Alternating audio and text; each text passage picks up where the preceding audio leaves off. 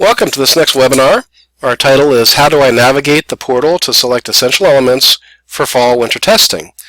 Which testlets are required for my student? So we're going to start out by just looking at a step-by-step process that you will use during the fall and winter testing windows, which we're calling instructionally embedded assessment periods. So step-by-step, first of all, teachers need to select for each student in the Educator portal specific essential elements to assess. Now there is a set of essential elements that are required called, and they're in what we call the test blueprint, and those are for accountability purposes. We especially want you to walk away from this recording having a good sense of where you find those required lists and make sure that those are accomplished. But there's other essential elements that you could assess as well. So after we select the ones that we're going to test, based on the first contact survey and past assessment performance, the DLM system, the portal system, is going to suggest a linkage level for each student. Now there is an opportunity for teachers to override this and choose a different level, but the system will give a suggestion. Once this is done, this creates an instructional plan on the system, and we would have the teacher offer targeted instruction to the student on the essential element that's going to be assessed. At the point at which instruction has occurred and the teacher is confident that they are going to do an assessment, the instructional plan is finalized. At this point, a testlet becomes available in the KITE system and the student can be assessed. So we'll work our way through this process. This visual may help us as well. We'll start out with, first step is choosing essential elements and levels, creating and saving instructional plan, providing instruction on the essential element, confirming that plan, and receiving a tip sheet. We'll talk about that more later, but the tip is giving us information on what materials and things we may need in order to accomplish the assessment, and then we assess. So let's start with the focus on that first step, choosing the essential elements. How are we going to go about doing that? At this point, hopefully you have an account in the Educator portal, and you would have been put in there by your data steward, and so you'd log into the Educator portal, and you would go first to the Test Management tab. This is where some of your prep work is going to be done, and from the Test Management tab, then we go into the Instructional Tools, and that's also referred to sometimes in the manuals. You'll see ITI, or Instructional Tools Interface. This is a place where you're going to select the essential elements to be assessed. Once we're in there, you can see this button that should say Add New Instructional Plan. You're going to click on that. Then you would have an opportunity to click down here on a student name. Students would appear down here students that would be available for an instructional plan. So these would be your students that your data steward would have put in the system. You're going to select the student that you'll be working with. After this, you would see a drop-down menu. You can see what's being highlighted here where it says Select Essential Elements. You would click on that arrow and you would get to a point where you would see a drop-down that would look something like this. So you've clicked that, and then you can see the different options for essential elements that you may choose. So you can see they're coded in the way that we're familiar with as we've gotten familiar with the Iowa Essential Elements. So after seeing that drop down, you'll see that there's many choices. There's a vast array of essential elements that could be assessed. So the question becomes, which ones do I choose? A couple of things to keep in mind. Remember that the DLM assessment system represents a consortium of multiple states. About 17 states are involved in the consortium. And there is a large pool of essential elements that are available for testing. And you need to know that each state has its own requirements, and they carry out the assessments in slightly different manners. And so there are required blueprints by state. Blueprint meaning kind of the core essential elements that a particular state has chosen as being critical or required for students at different grade levels to take. So we do have that for Iowa. We'll show you a visual of that in just a moment here. But this blueprint, there is a blueprint that also functions as a record-keeping form on paper that you could use simply in a paper-pencil manner or as a Word document electronically. But this blueprint that you'll see shortly, it's very important. We are asking teachers to use that this year as a record, and in fact this is being considered required this year for teachers to use. So there will be a place for teachers for the grade level of the student that they're working with to record when they have selected that essential element in ITI and when they have administered the testlet.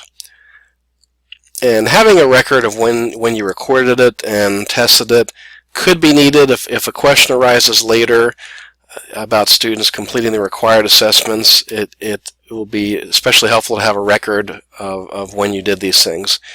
This past year, there were a number of instances where teachers thought that they had given required assessments, but then the system indicated they had not, and questions arose. So teachers are being asked to use this form, and again, you'll see this momentarily, and this blueprint record form will also be available on the Agora site for you as well.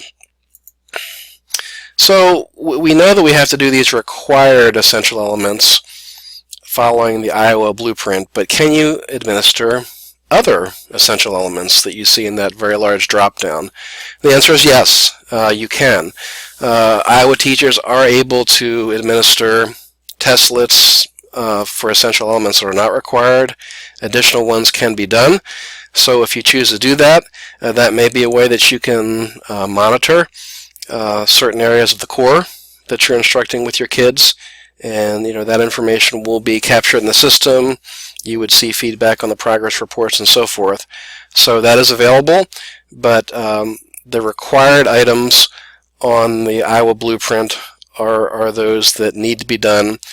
If they're not done, the student would count as an exclusion for accountability purposes, so they would be counted as not participating in the state accountability system. So because of that, it's very important that teachers keep track of when they have planned and administered those required testlets that would be reflective of the blueprint.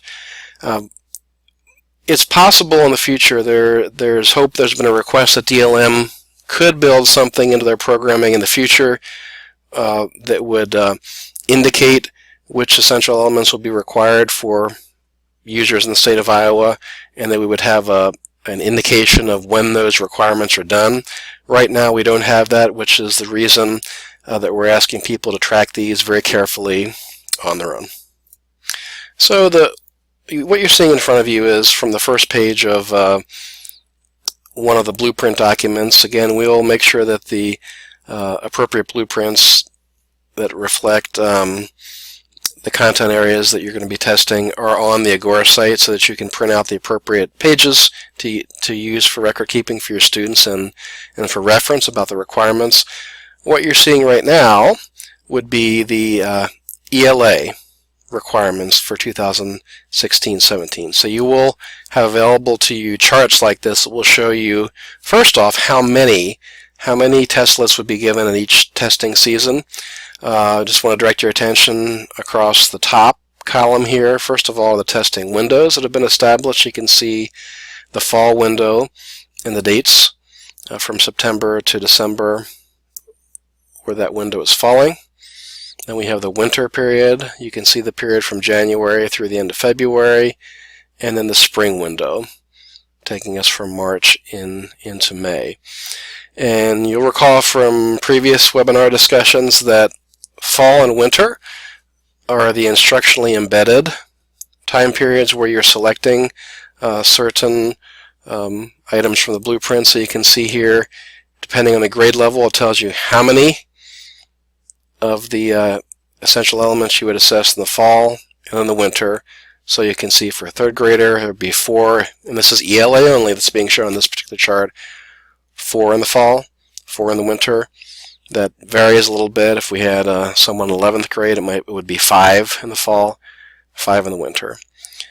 And you would want to know too, in the spring assessment window, it's not instructionally embedded, things are handled a little bit differently. The system is going to assign testlets to the student, and for ELA it will assign 5 kind of automatically. There's no selection process, and that will also be the case for math, and 9 will be assigned for science. All these numbers will be available in this blueprint document that's on the Agora site, but we're showing you the ELA section right here just for illustration purposes. So you'll need to keep track of not only what's required to cover throughout fall and winter, but how many you're getting accomplished in those windows, because this chart is showing those requirements.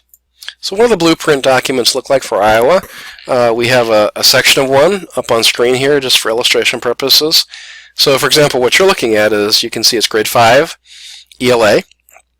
And again, this form is being set up this year with the plan and really the requirement that teachers would keep this for each student. So for my 5th grader, John Doe, I would have a copy. This is just one segment of the blueprint.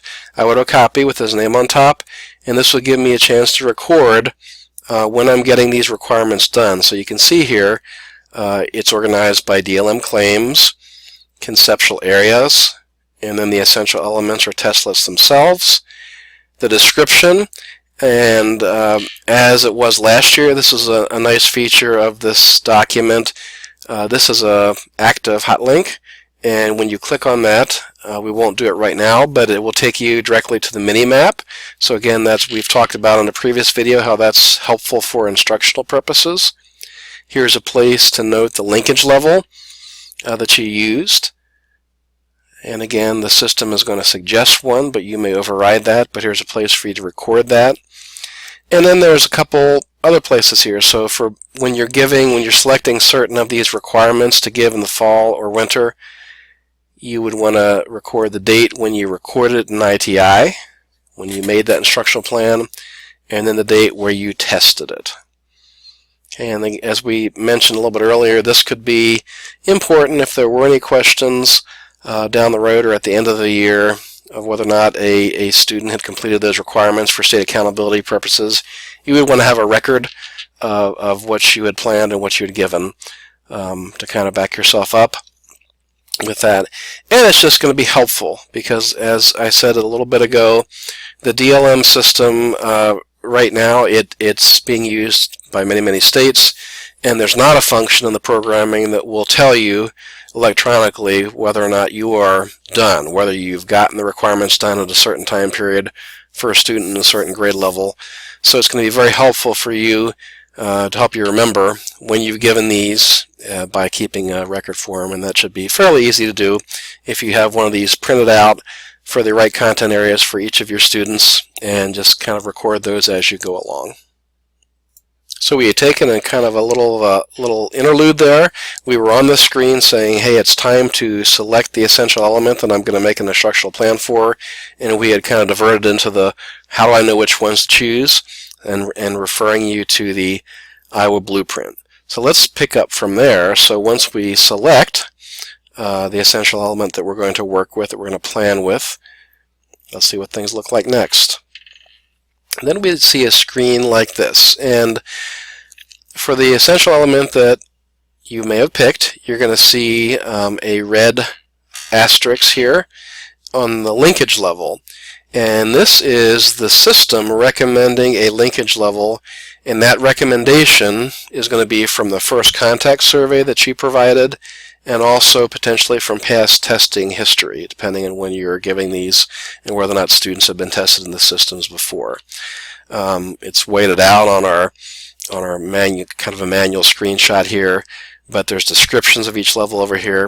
A reminder that probably in most cases you're going to go with the system's recommendation, but there might be particular reasons where you would want to override that. So you can see over here you can adjust that if you feel that that system suggestion is incorrect, and you have the opportunity to override that and assign the student a different linkage level. This next screen shows a built-in feature in the system. You can see the description here. It talks about some ELA text contain themes that may be sensitive for certain students. Our instructions here are choose the themes that are acceptable for the student. The selection does not mean that you are choosing this content for specific testlets. It only means the testlets with these themes are acceptable. So you can just see here themes of accidents, body image, obesity, death, disability. If there are some students that you're working with where those wouldn't be acceptable themes, you can leave those unchecked, or you can check those and say that it's okay for those themes to come up. Then you would go from there and you would save the plan, and that would be saved in the system. Later on, after you've completed instruction, we'll pause there for now, but then you would go back in and there would be a confirmation process. But let's stop there for now. So going back to our visual here, what we've really just done is we've almost gotten through this second step. We've determined which essential elements we were going to target. We've created and hopefully saved the instructional plan. We've gotten through this next step here. Then this next screen that I'm going to pull up, you'll see that there's the save button here, and when you're at this stage, notice how we've not yet confirmed, but we would want to save that. At this point, there's going to be a PDF available, and that's called instructional information. So this would include things that we've kind of talked about in earlier webinars. It would include a list of the linkage level and nodes and the mini-map for that particular essential element. So it's meant to be information that would help you focus on what's the content of this testlet that you're going to be giving, and it would give you some direction and instruction. And these two links that I have here on screen and that are going to be in the Agora resources, just a reminder that these instructional information sheets are available on the DLM site at all times, but they're going to show up in the system here too, so that if you wanted to, you could print that information, you could save it to your computer, and that kind of thing. And before we go on here, I had mentioned that at this point, we've not yet confirmed it. Now, could a teacher click confirm right now and say, hey, I just want to be ready to go? They could do that.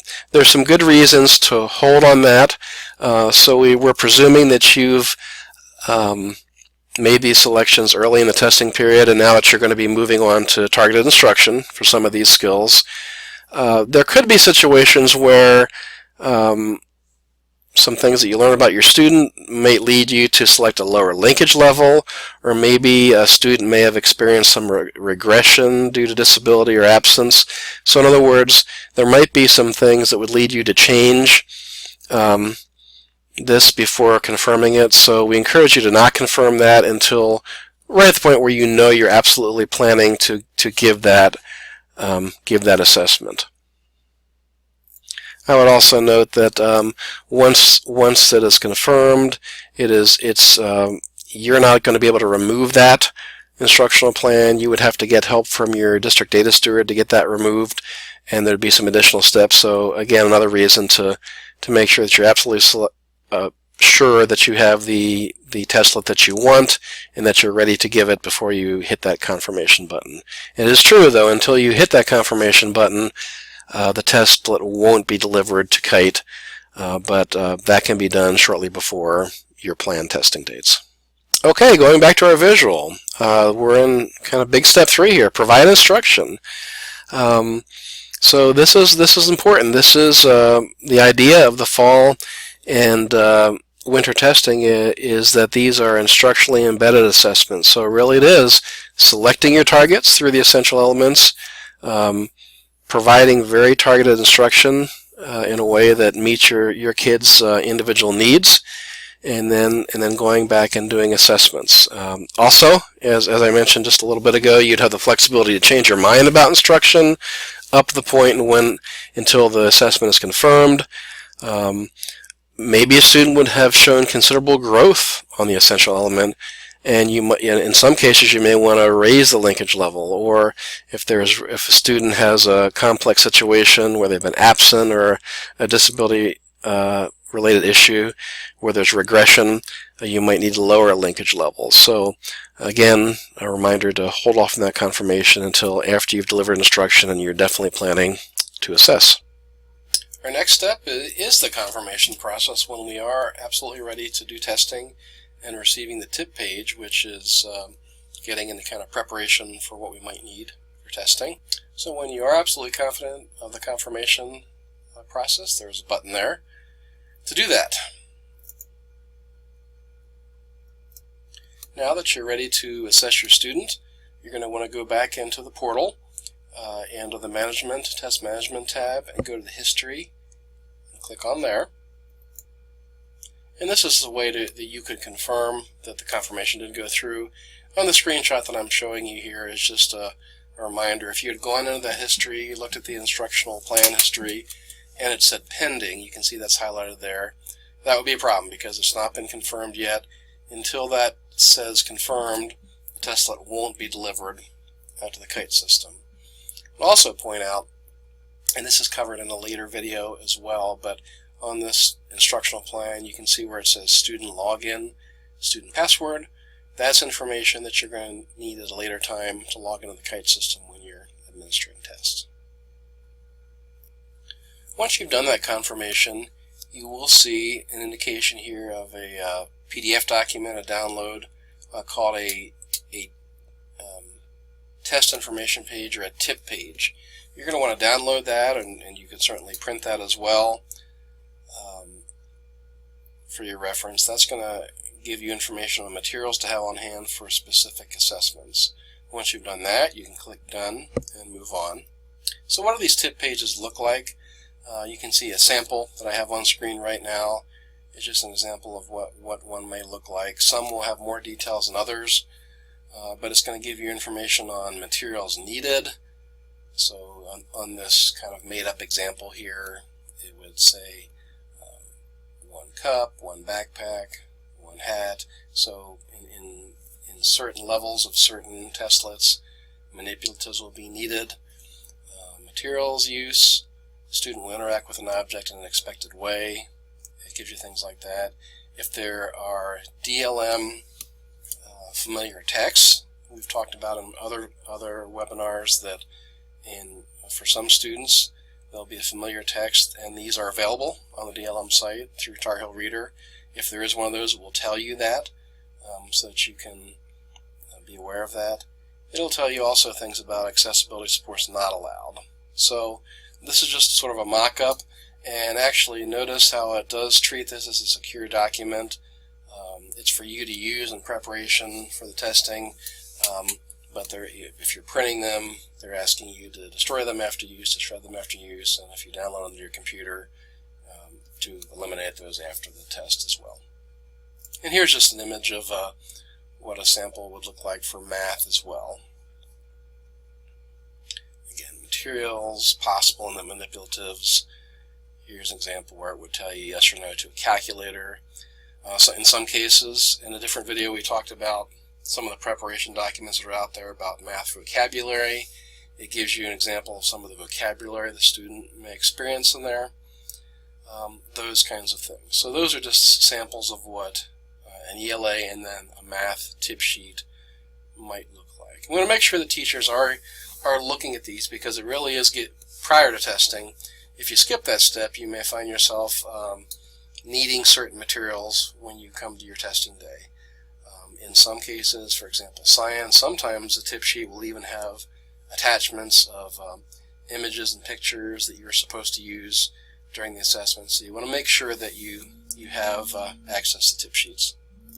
After we've gotten through all these steps of using the instructional tools interface, then we'd be ready to assess, we'd be ready to test. A different webinar is addressing kind of that logging in process through the Kite client, so that's available on a different webinar, but we've kind of gotten to the end of our continuum here. I want to spend a little bit of time talking about the special case of writing testlets, because it is done differently, and also there's some unique factors you need to be aware of when you're selecting writing testlets from the instructional tools interface. Now, DLM writing assessments are divided primarily into emergent writing and conventional writing. And the writing testlets are similar to DLM teacher-administered testlets.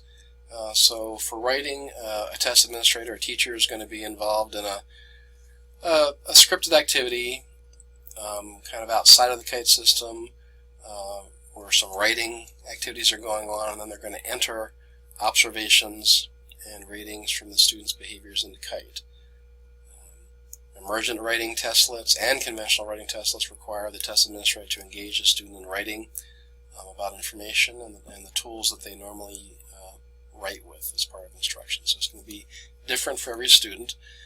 All students are assessed on writing, even those students that are very much at the emergent level. Writing test lists typically will take about 15-20 minutes to administer. But in this particular webinar, since we're talking about kind of the planning process of picking essential elements from the ITI, we wanted to point out a couple things that are a little bit different. Now, what I'm showing here on the screen is a section from that blueprint record document that we referenced earlier, and I wanted to point out how writing is a little bit different. And what you see in ITI for writing is not going to be an exact match to what you see in the Essential Elements Iowa blueprint.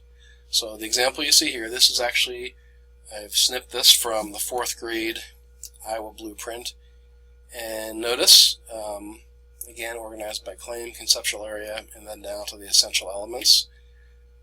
At this grade level, there's actually 3 required essential elements, but there is a note. I've highlighted it here on our screen. There's a note in the blueprint this year that really specifically reminds you that while we are saying that you need to assess these 3, in this case for 4th graders, essential elements, they are assessed together in a single writing testlet.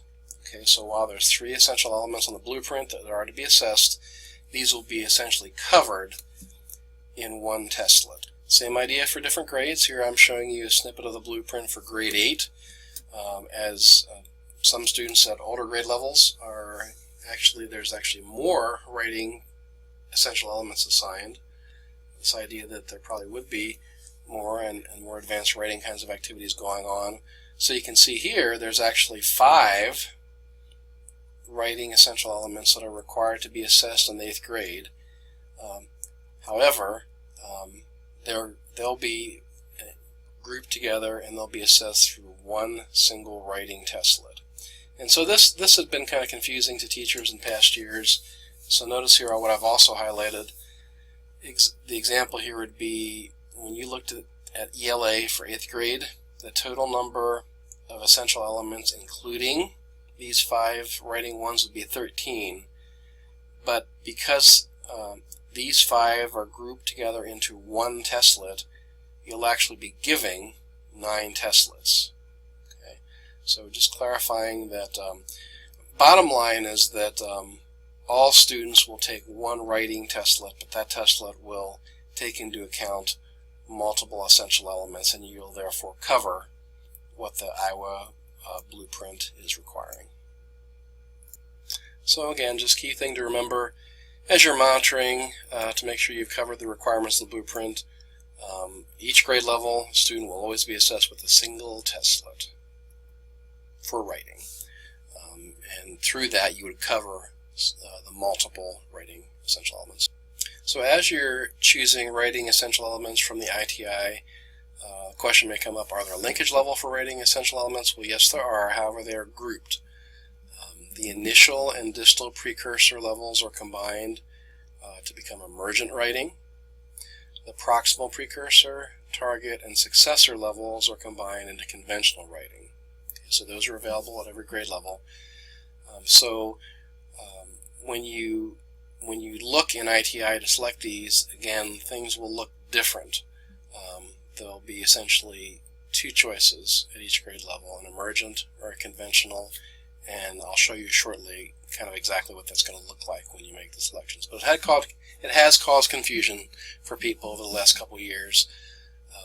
But again, there's this idea that you're only going to give one, and it's kind of a grouping of multiple EEs, and not only that, the linkage levels are grouped to this emergent versus conventional levels. So what do these linkage levels look like?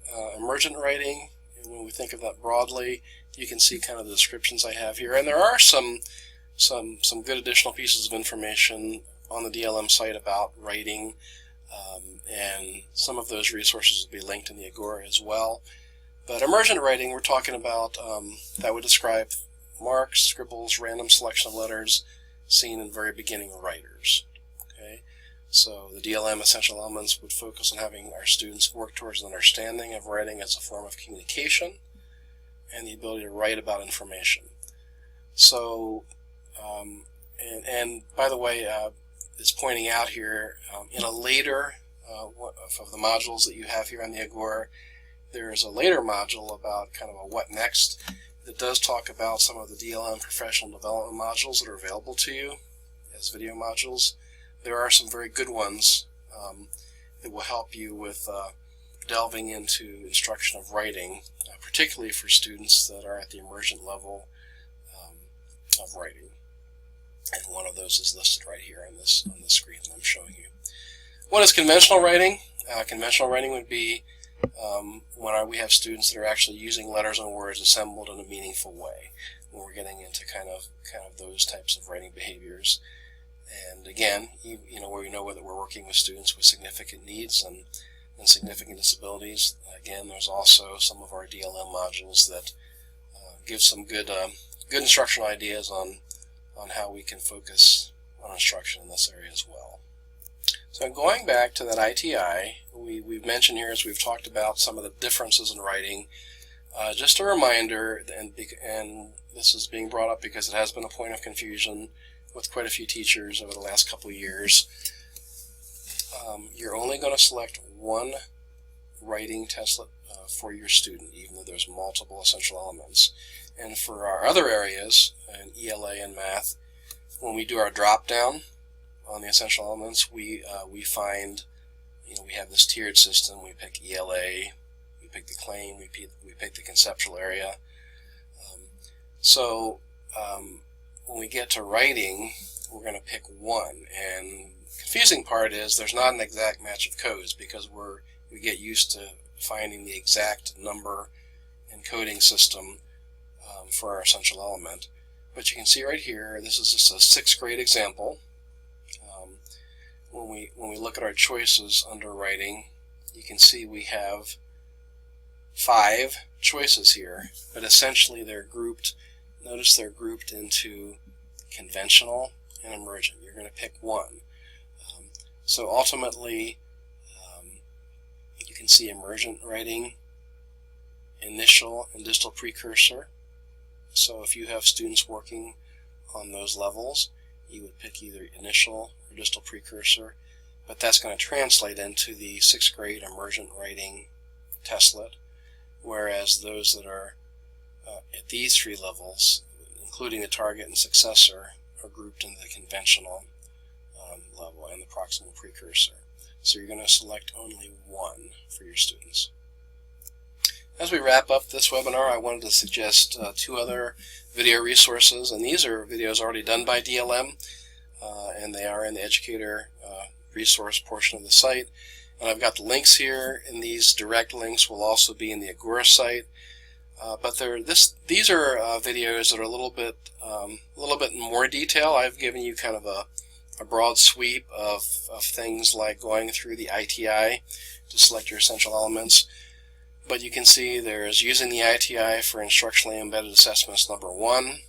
So you can watch that video, and it will go through maybe in a little bit more detail that process. You can use that if that's helpful to you.